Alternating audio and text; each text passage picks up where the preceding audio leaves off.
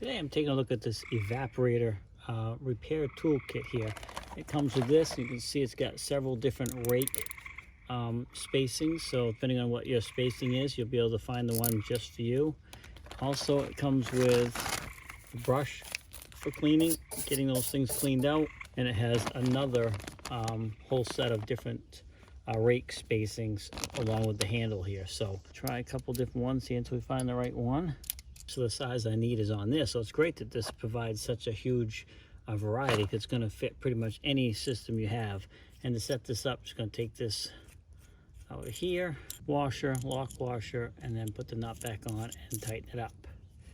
Once you have that tightened up, you're just going to go ahead and again figure out which one is the one that's right for your system, which for this one here it is the number 14 right there.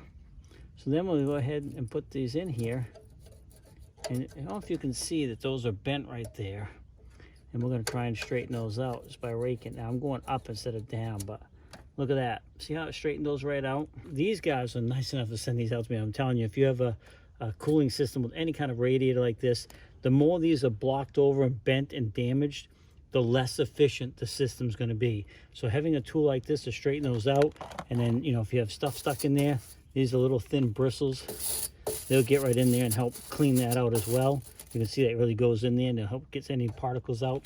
But this is a really, if you work on these type of things or have your own ACs or radiators, what like that, stuff like that, these things are a no-brainer, because keeping these fins in good order and good position is going to make this system much more effective. Now these guys are nice enough to send these out to me, and I want to thank them because this is a big help. I really appreciate it.